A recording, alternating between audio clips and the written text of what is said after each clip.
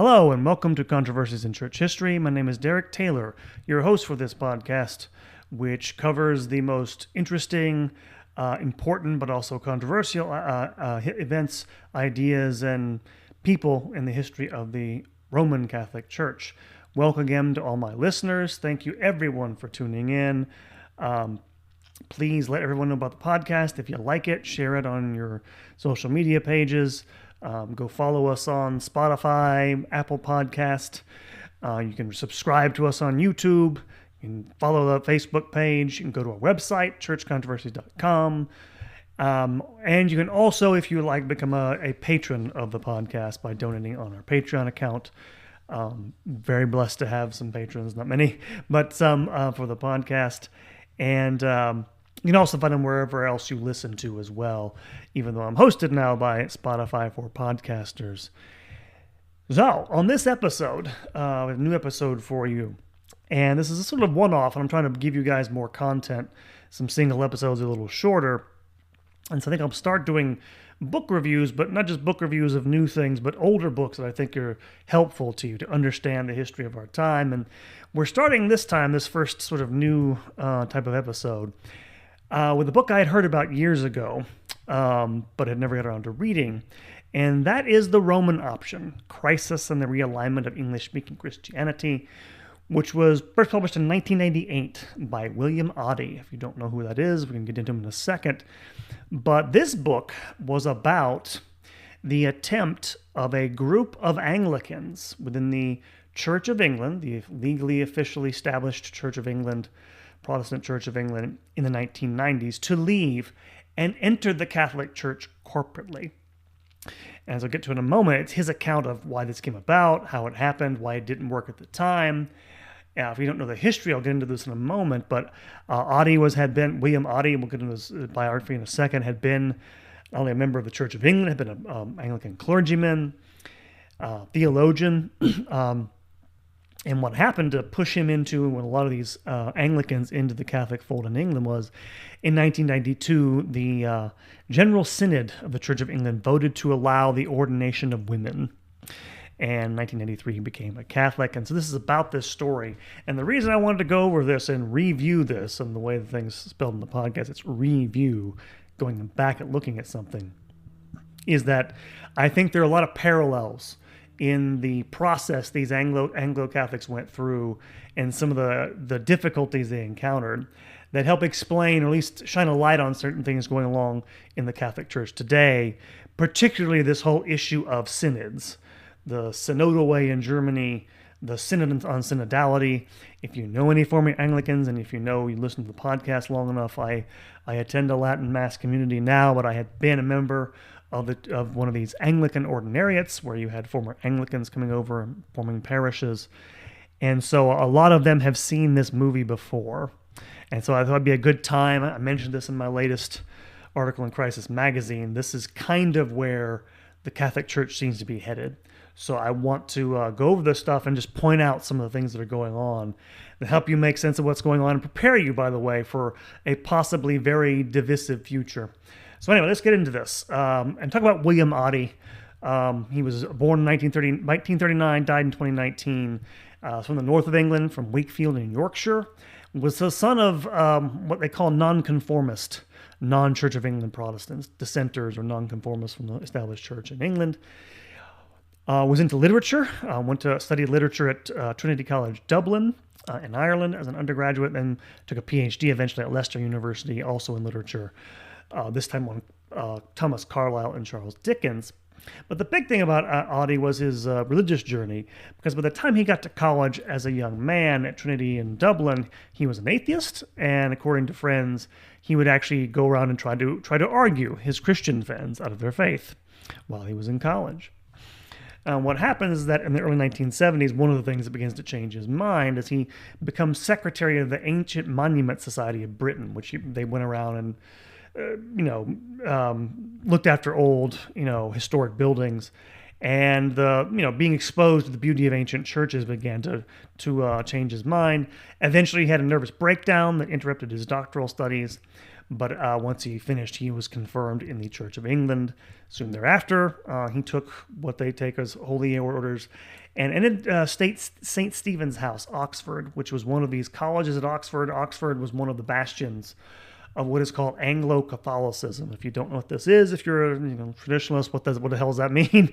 Anglo-Catholicism. These are Catholics who thought of themselves as being Anglicans, who thought of themselves as being part of the wider Catholic Church as they thought of it. I'm not going to delve into the details here. Most of you probably know. Some of you probably know a little bit of this anyway.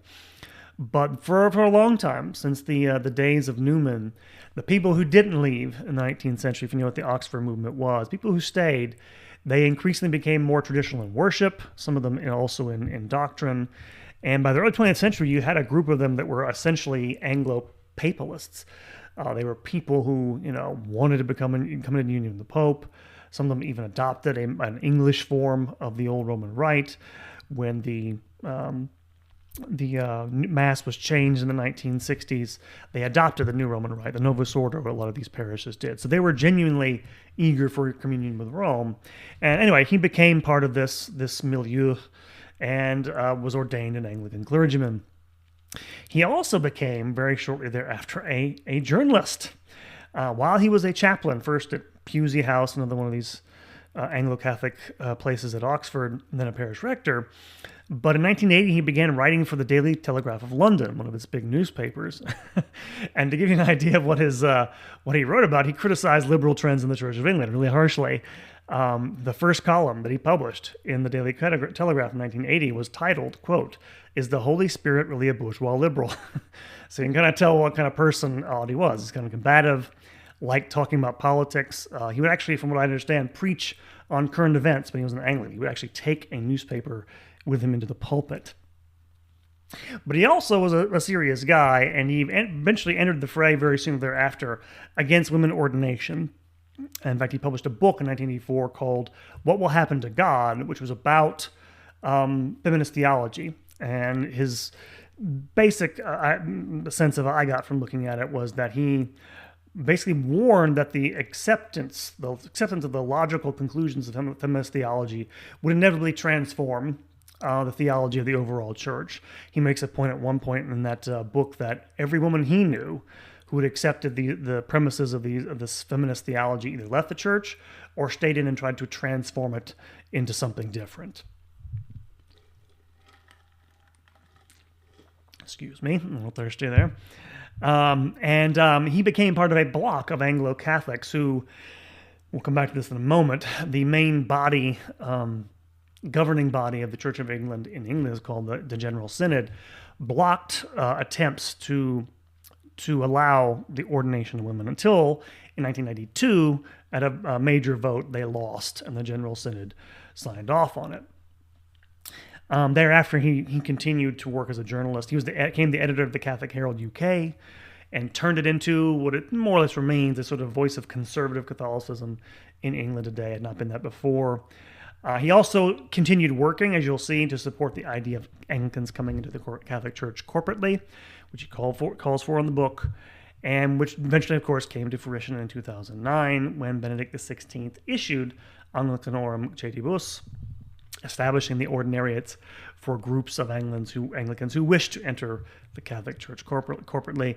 He resigned as editor of Catholic Herald in 2004, but continued to write more or less till his death in 2019, including a book about G.K. Chesterton, whom he kind of resembles, by the way, in build, kind of a bigger guy.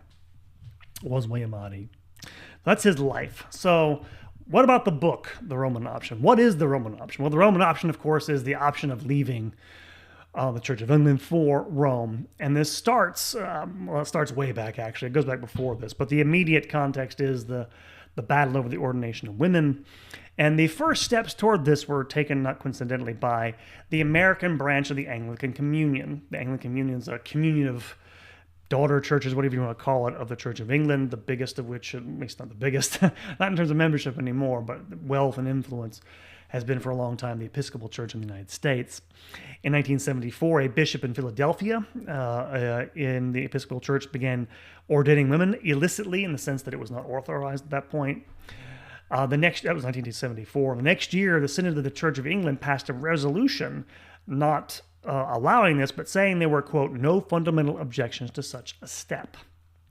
And one thing to keep in mind here is that Oddie mentions that a campaign for women's ordination in Britain began really soon after that, which he said was funded and encouraged by American Episcopalians. I mention this because, of course, America, as a general rule, is really wealthy, has a lot of money, so they can influence things like this. In America, about a third, about 2 years, I say 2 years after that, I believe it's 1977, that someone can correct me, it's late 70s.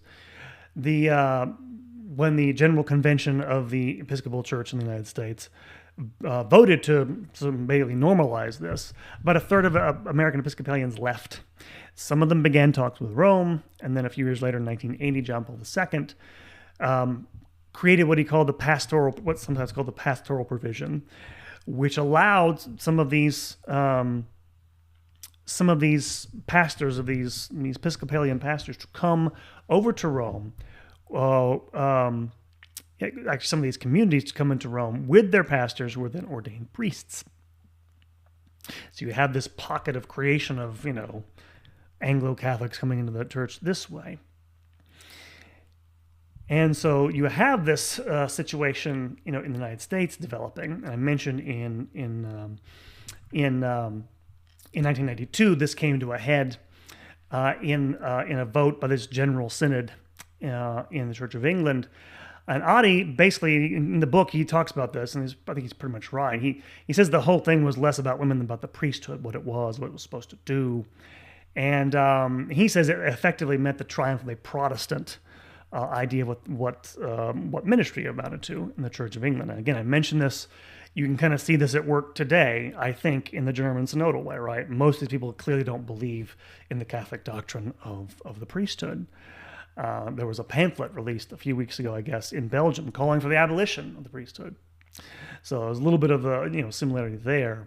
One thing I'll note about this is this vote in 1992 became a watershed for the Church of England, because a lot of people knew after that you couldn't. This is one of Oddie's main points, is at that point you couldn't go along pretending that the Church of England was any way Catholic.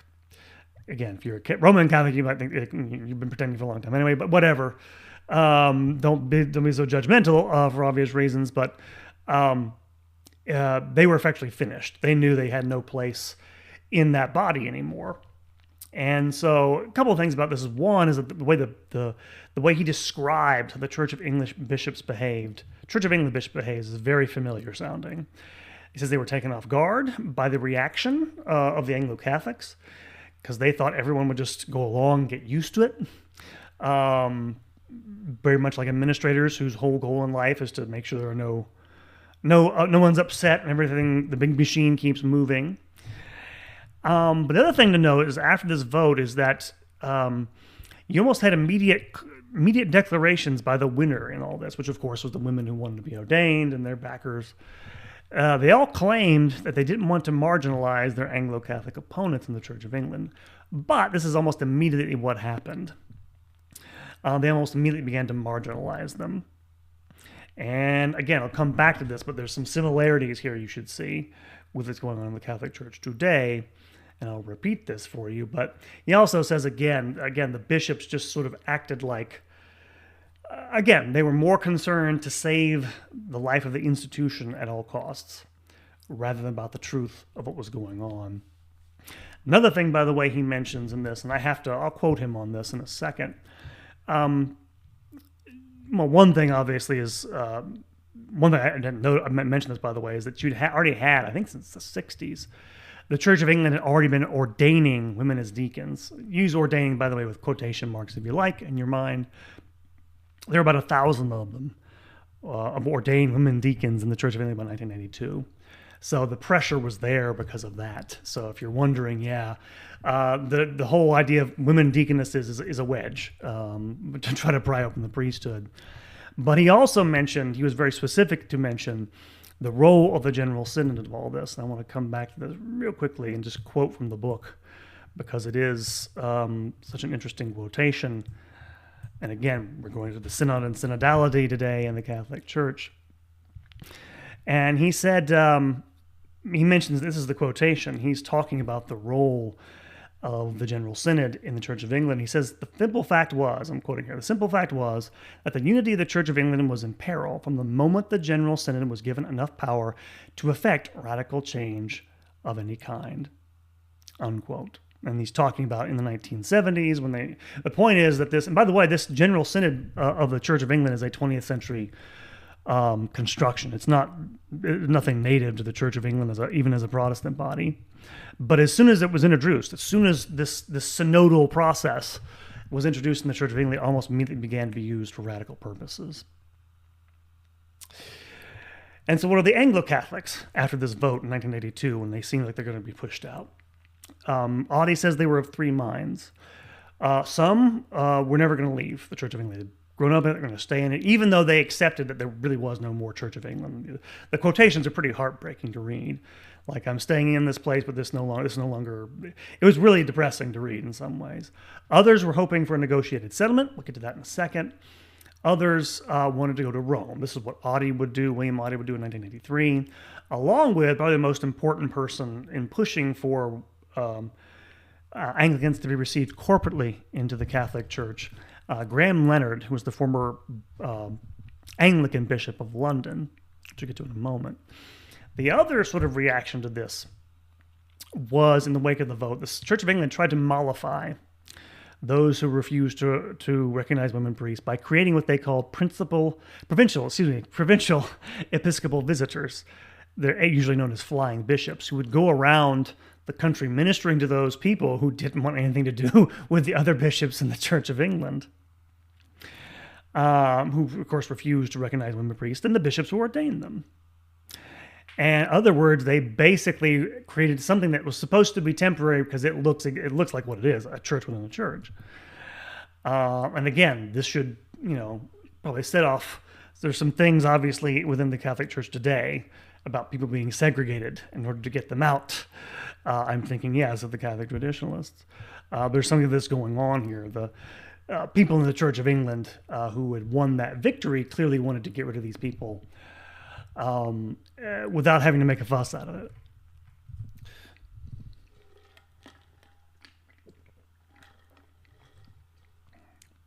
Apologies for that. But anyway, what was the reaction of the Catholic Church in England this time?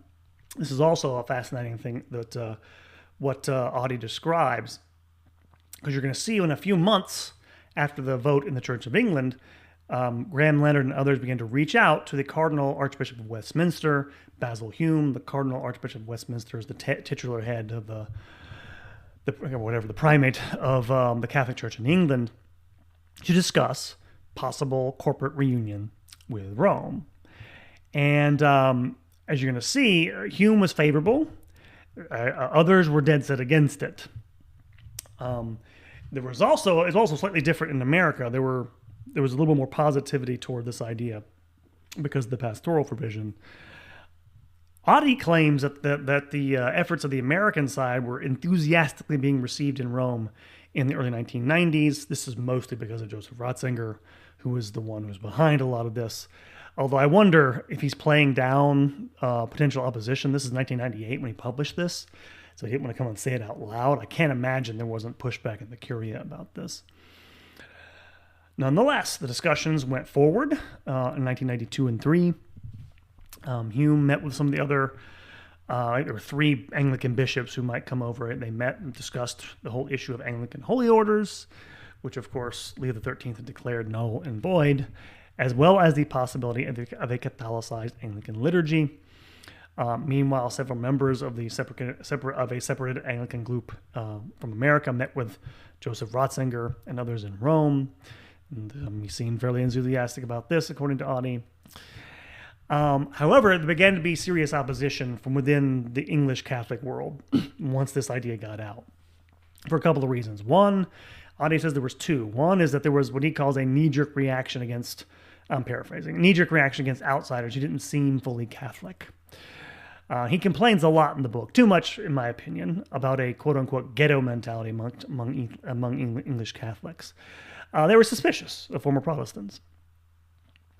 On the other hand, there was the opposition of liberal Catholics who openly talked about not wanting to have conservative Anglicans come into the Catholic Church for reasons you can guess. But you don't have to. Oddie tells you. He talks about the opposition of a feminist theologian named Mary Gray, who was working at a Catholic university at that point, as well as the editorial board of the London Tablet, which is still in existence, which is a liberal Catholic newspaper. One of whose editorial board actually told Oddie, according to him, that, quote, "We are all against you." He means the Anglo-Catholics who wanted to come in. "We are all against you. We all favor women priests." He also noted the opposition of what he calls a quote-unquote ecumenically minded English Catholic bishop, whom I won't name, but he all but accuses him of opposing the move because he actually supported women's ordination. He also, by the way, as an aside, noted there was some opposition from Catholic priests who resented the dispensation from celibacy that many former Anglicans did actually receive when they came over.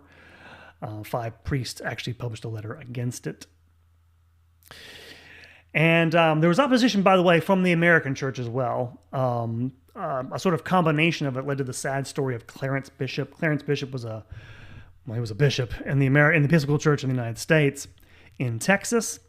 And he entered the Catholic Church, I think, in I can't remember the dates here. I think it was 87, 88. I have here, I'm going to quote the book here if I can get a hold of this. But he wanted to enter the Catholic Church, and then he was going to go through the process of, more seminary formation, re-education, whatever, and then, become a priest in the Catholic Church in Louisiana. And he was invited by the Catholic Bishop of Baton Rouge, and he invited him in. It would seem, he was going to give him, invite him without the usual delay, give him special permission so that he could come in and be ordained as a priest. It seemed to go smoothly. Then all of a sudden, the Bishop of Baton Rouge basically said he was going to create a council of priests, local clergy, and get their input on this. And at this meeting, apparently a lot of opposition came about of having someone who was a married man become a priest, both from liberals who opposed this because they didn't want them to they were imposed because they weren't allowed to marry, but also conservative apparently priests who just didn't like the idea for any reason. And all of a sudden the bishop backed off and refused to carry out the ordination of this former Anglican bishop. And then for a year or so, he was left out in the cold. He had left the Episcopal Church. There was nothing for him to do in the Catholic Church. He had no friends there. Eventually, a couple of people in the Episcopal Church reached out to him. He came back into the Episcopal Church and became a bishop there once again. And so again, there's this opposition from the church in certain areas. Galvanized by, I think, the liberal branch is the big thing, but there was even just a knee-jerk reaction there of not wanting to do things differently and not wanting to make any accommodations. There was also concerted opposition in the Church of England, mostly in the press by liberal Anglicans, many of whom, according to Oddie, were fellow travelers with their Catholic counterparts. He says very interestingly at one point that these liberal Anglicans, were big fans of Cardinal Martini of Milan. If you don't know who Cardinal Martini was, Cardinal Martini is the so-called godfather of the San Gallen Mafia. That's the group of cardinals that basically tried to get Jorge Bergoglio elected pope. Cardinal Martini was one of the great progressive cardinals of the 20th century. So this should give you an idea where their mentality was. He was one of their favorites. And some of the Church of England press even accused the Catholic Church in England of trying to hatch a papist plot to overthrow the Church of England. So all this opposition mounted on the English bishops. And so when they met in 1993, they had a big annual meeting. They basically were going to outline a program that would have done things like, again, bring in groups of Anglicans corporately, give them a sort of Catholicized Anglican liturgy and all that stuff. But this was all squashed by this opposition. They still allowed the possibility that corporate reunion by parish might happen. Several groups of these Anglicans attempted to do this, but only a few managed to. And the rest failed either from outright opposition from the Catholic side, for a variety of reasons, or from bureaucratic inertia. Most bishops just not knowing what to do with them when they want to try to come over. Many went into forward in faith, which again I mentioned that's that sort of odd church within a church set up within the Church of England for these people that rejected women's ordination. And so the whole thing was squelched. And the rest of the book, most of the book takes up this narrative. The last couple of chapters of the book talks about why this stuff failed, and predicts, by the way, Oddie predicted that eventually it would happen. There would be corporate reunion with some of these groups, and of course, it was the moment he turned out to be right. But I'm going to point out a couple of parallels here in terms of what we can learn from this narrative of these Anglicans trying to escape this sort of liberal revolution by bureaucratic means, using synods. I think the first thing is that, again, the parallels are too clear, right? This bureaucratic revolution affected by these, lay bureaucrats. In fact, one of the things he actually mentions in the book is that sometimes, people mention, Anglicans had this great tradition of lay governance, and Oddie said that Anglo-Catholics really hated that because it meant these sort of lay bureaucrats who imposed this bureaucracy on the Church of England and made it this mess. They were happy to leave that when they left the Church of England. And so the influence of the General Synod in this whole process is interesting. Another parallel I see, interesting one, of course, is the scapegoating of people who are too traditional. The situation of the Anglo-Catholics, forward in faith, sounds a lot like what's going on now with traditionalist Catholics, herding them into separate groups with the idea they're going to get rid of them eventually. Seems all too clear, the parallel. Third parallel, again, the actions of the bishops. Again, I can't stress this enough. It's almost hard to tell them apart. The bishops of the Church of England, the bishops of the Catholic Church, they don't seem to care about much other than the survival of the institution. And again, I'm not trying to be overly critical, but it doesn't look like anybody cares about the truth of things. Again, there's exceptions, and I'll go farther and say that there's more in the Catholic Church, but eerie the parallels, how little concern there is for the truth of what they believe. And then finally, there's a lot of talk, again, on the liberal side of Anglicans and all this, about and you hear this a lot, by the way, the genius of Anglicanism is its comprehensiveness. The idea that we comprehend all these different beliefs and stuff. And I have to say, when I heard that phrase that Oddie, talks about in the book, my mind immediately went to, I just did an episode on Cardinal McElroy, calling for what? Calling for greater inclusion in the church. And I can't help but think that inclusion means including things, comprehending things that shouldn't be in the church in the first place. A couple of other observations here I think are worth making. One is the experience of these Anglo-Catholics with the church. It's very interesting to read this book and to see what the expectations of these Anglo-Catholics were. And just to give you a couple of examples here. One, they clearly expected, by the way, what you might call Vatican II version of the papacy. Literally, he basically says that Oddie does, that they were going to get, a Vatican II that was collegial and not heavy-handed. I'm laughing because you know what the current pontiff is like. This is the quotation here. He said, one of the bishops who eventually, I think, did come in, Bishop Broadhurst, I think, did come into the Catholic Church later on, Anglican bishop, saying that he had, quote, no problems with the doctrine of the papacy, quote, as defined by Vatican II in terms of collegiality in the general context of the doctrinal authority of the church as a whole, unquote. Which, to be fair, when they eventually did come in the 2000s under Benedict, that was still kind of what you had. But it's interesting to expect that's what they were expecting. The other thing that is interesting about this is the way he says something really interesting, and I don't have the passage in front of me, but he mentions the fact that, again, I mentioned this before, Anglo-Catholics take the liturgy. Most of them in England, most Anglo-Catholic parishes in the Church of England from 1969 onward were using the Novus Ordo. They were so desirous of union with Rome, for union with Rome, they used that new liturgy. And he says something that made my skin crawl, to be honest with you. He meant this in a good way. I don't think he realized what he was saying. He said that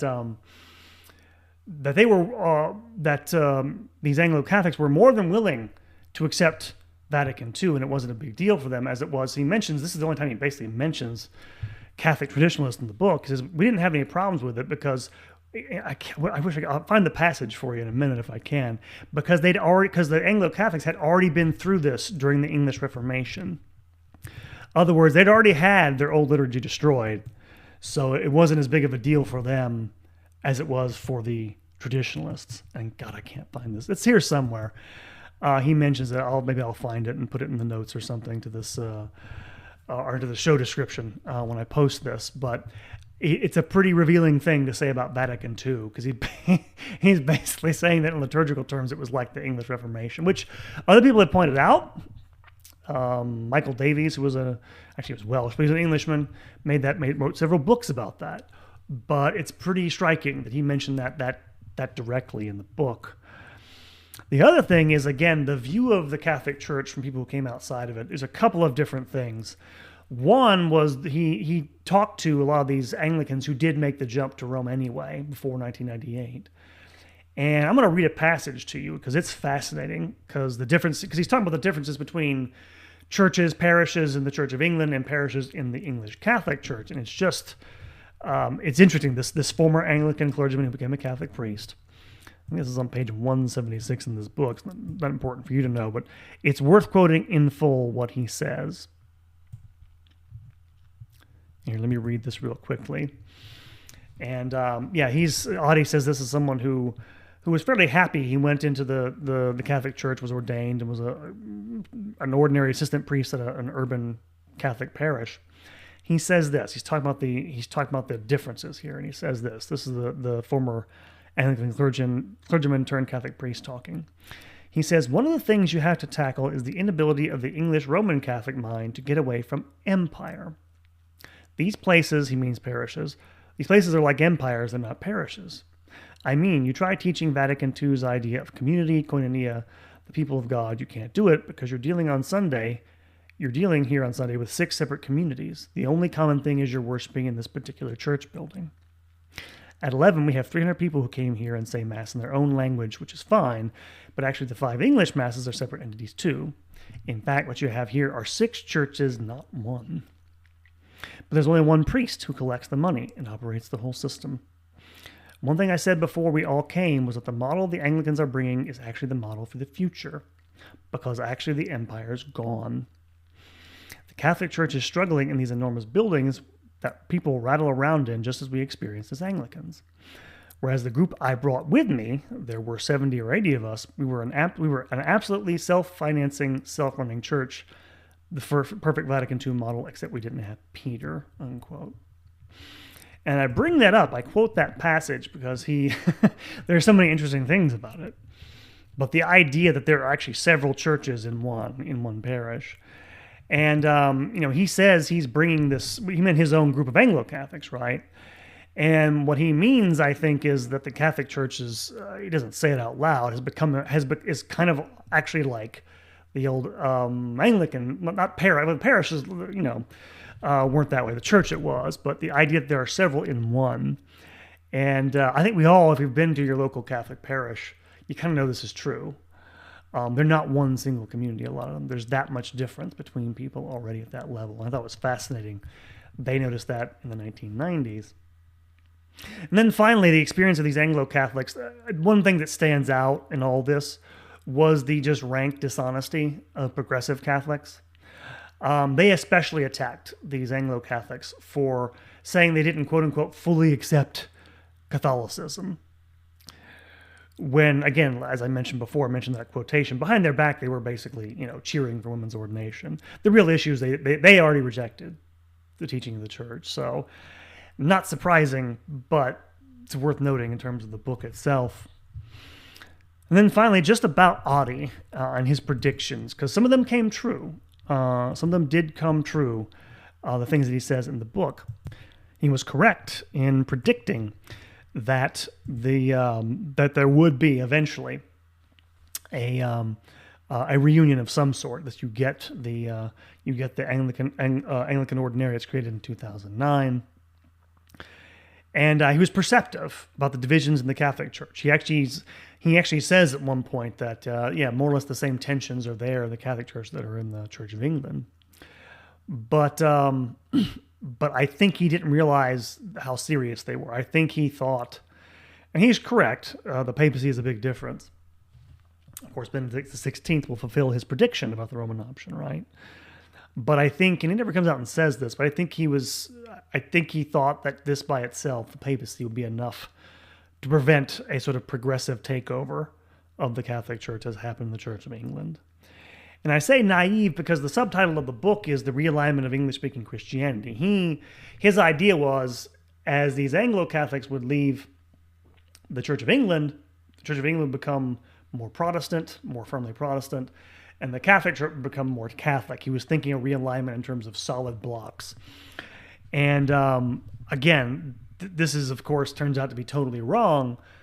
And the reason why is because, a lot like Ratzinger. Ratzinger, by the way, didn't understand why the English bishops were so reticent to accept these people. He is supposed to have said, after the 1993 meeting, which basically scuttled any sort of larger plan for these people, the quotation is, "What are the English bishops afraid of?" And it's pretty clear in retrospect, the only thing they were afraid of was being found out of how little they actually believed at the time. What Ratzinger, what William Oddie did not realize is just how many ecclesial institutions progressive actually controlled, which is the majority of them. And I say this because he was actually aware. He talks about this. He talks about how certain feminists and other progressives in the Church of England and the English Catholic Church practice what he called entryism, the idea of going in institutions that you hate anyway and trying to subvert them. He knew this, but he seemed, I'm thinking of myself, right? Because I used to be what I'd call a conservative Catholic. I thought, I don't know what I thought, but I thought, oh yeah, there are these people out here who are crazy, but somebody somewhere in Rome, inside the Vatican, whatever, the USCCB, somebody's taking care of that. And that was the mistake, because they were being taken care of, ultimately. And then finally, he actually asked this question at one point, because so many of these Anglicans in the 1990s who did try to come over, these clergymen, trying to bring their congregations with them, sometimes they were put off, bluntly. Other times they were put off with, I think one bishop said, well, you don't have that Catholic ethos yet. And Oddie asked, with very fairly, what the hell is that supposed to mean, Catholic ethos? But it's worth asking, is like, again, at this point, not in principle, I'm not talking about the doctrines or the dogma or the theology, but in principle, what is a Catholic? In practical terms. You think about it, it is kind of like what that Anglican clergyman described it, an empire, which is to say nothing but a big authority holding together a bunch of people who don't have anything in common. And I think about what that Anglican clergyman said, because he basically was saying was that you can't have such a diversity of belief within one institution, because eventually you're not going to have it's not going to be diversity of belief, it's going to be different faiths, plural. And it's what happened in the Church of England. And it is, I think, is what's happening in the Catholic Church as we speak. And what his little speech about, we have our small group who are all, what he meant was, he didn't say it in these terms, but sociologically speaking, I think he was basically saying the Catholic Church of the future would probably be more sectarian. What do I mean by that? I don't mean a sect as being not being the true church, but I mean, sociologically speaking, a sect is a smaller, more unified body of people, more self-selected. Self-selected for what? Self-selected for beliefs. They all share the same beliefs. I just don't think you can go on as one institution with the sorts of, divisions that we have.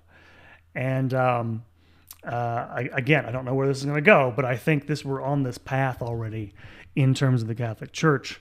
And I highly recommend, if you want to get a sense of this, I'll just give you a long, this is about a 40-minute, it looks like, disquisition on this book. I highly recommend, if you want to get a background on where the Catholic Church might be going, you should go read The Roman Option by William Oddie. And maybe look up your local ordinariate parish. Most of the former Anglicans I know are, they understand what's coming, but they seem to, they have faith. That's why they came over. So maybe you can share some of your concerns with them, with all the stuff that's going on in the church. But informed by this is what this is why you read books. This is why you do these sorts of things. This is why you study history, so you kind of know where things are coming to prepare for them, and with God's grace, withstand these forces. And we can need all the allies we can get as believing Catholics. And I'd mentioned, by the way, the former Anglicans of the ordinariates, I still have friends who are members of Anglican bodies. Again, I know they're part of Protestant bodies, but at this point, the same forces that are destroying the Protestant churches, the Protestant bodies, are destroying the Catholic Church. So pray for all who are faithful and decent and going through these times. As I do for you, my listeners. Thank you again for listening to Controversies in Church History. Hope this was helpful. Again, this is heavy stuff we're doing here, but I do recommend the book. Oddie, by the way, is not nearly as pessimistic as I am, and it's probably going to be tempered. I do think there is still a Roman option ultimately. I'll put it that way. It won't always be like it is today. There is a difference here. So I'll leave you with that sign of hope. And again, thank you for listening. If you like this content, go follow us on Spotify and Apple Podcasts. Leave a comment.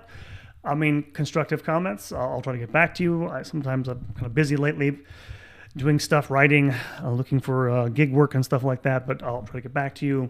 Be on the lookout for some updates in the future. I'm going to try to be doing some, hopefully, God help me, live streams or something to get in touch with y'all. So we'll be doing some of that. New episodes will be dropping for our patrons on Patreon.